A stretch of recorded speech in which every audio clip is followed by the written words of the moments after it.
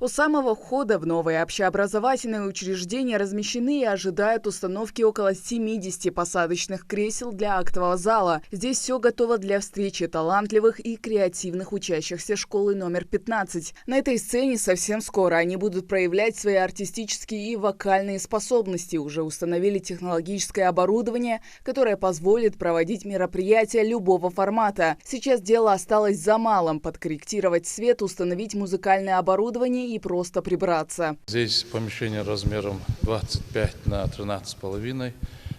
Работы уже все закончены.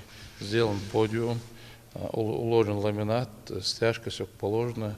Сделано воздушное отопление. Также есть предусмотрены по проекту батарейки, отопление есть. Ну, в принципе, все уже работы закончены, как вы видите. В данный момент мы моем полы, убираем, чистим все.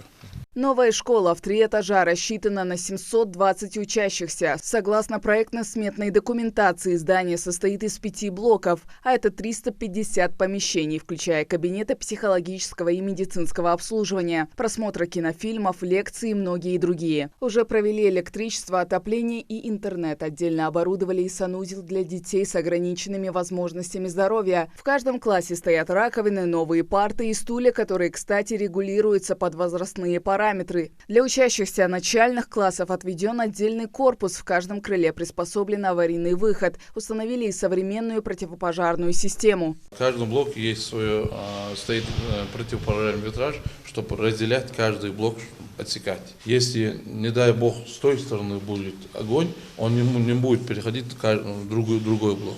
Он для этого рассчитан и стекла, и сам витраж, и материал рассчитан, чтобы огнеупорный материал. Теперь учеба будет сплошным удовольствием, делится Луиза Точиева. Не скрывая эмоций, она показывает и огромный читальный зал, разделенный на несколько отсеков с отдельной библиотекой. Огромный читальный зал, библиотека шикарная, просто книгохранилище огромное. Раньше мы даже мечтать об этом не могли. Сейчас здесь есть все условия для того, чтобы дети занимались, читали книги, готовились к каким-то своим доклады, готовили рефераты. Просто проводили какие-то чтения коллективные. Большое помещение, огромное. Да, помещение огромное, очень красивое. Ну, я думаю, дети оценят это, да.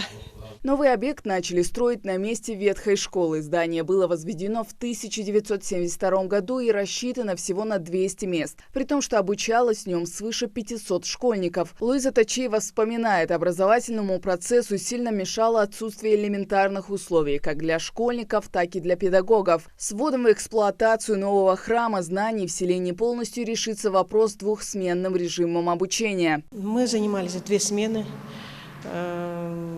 Вторая смена у нас заканчивалась в 6 часов вечера. Это уже темно. Конечно, было очень сложно в таких условиях. Не было элементарно условий для занятий кружковыми занятиями. Очень сложно было с этим. Спортзал был приспособлен и маленький. И нельзя было реализовать в полной мере те возможности занятиями физкультуры, которые есть в современных школах. Единственное, теперь мы сможем сделать деление по русскому языку, по английскому языку. Раньше мы этого не могли сделать, так как у нас не было дополнительных помещений для этого. Теперь у нас будут такие возможности. Сейчас это очень большой подарок для наших детей, преподавателей, для всего села «Новая школа». Здесь эта школа построена по последним требованиям к образованию. Здесь есть все условия для учащихся, огромная столовая, здесь актовый зал большой, библиотека, читальный зал. Здесь есть помещение для занятий, для кружковых занятий, кабинеты самые разнообразные. Я думаю, что в таких условиях учащимся и преподавателям работать, учиться будет одно удовольствие. На территории школы площадью в 3 гектара имеются также все условия для спортивного развития учащихся. Это площадки для игр, волейбол, баскетбол и мини-футбол. Есть и свой стадион с беговой дорожкой с покрытием из нетоксичных материалов. По словам Алихана Даурбекова, до завершения всех работ остались считанные дни. Когда сюда зашли, было одноэтажное старое здание, старая школа.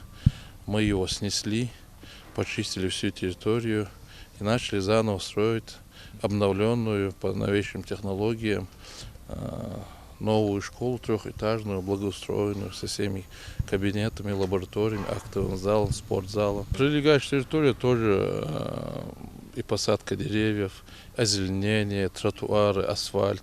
Все закончено, все сделано. Очень много, если поштучно посчитать, 145 деревьев посажено в этом дворе, 1020 кустарников посажено. Озеленение больше 7000 квадратных метров здесь. Также тротуары, асфальтированные дороги. Все уже сделано, все вокруг школы, ограда сделана. В принципе, все работы уже сделаны, все закончено. Мы даже опережаем срок сдачи объекта. В данный момент у нас идет установка оборудования и чистка, генеральная уборка всех помещений. Остальные все работы уже сделаны, что внутри, что наружу. Благоустройство, детские площадки, посадка деревьев. Все уже сделано, все работы закончены уже. Новая школа, как современная площадка для всестороннего развития учащихся, откроет свои двери уже с января 2021 года и, несомненно, станет новогодним подарком для детей и всего педагогического состава. Хава Гайзекова, Адам Мережков, Хасмагомед Майсигов. Новости 24.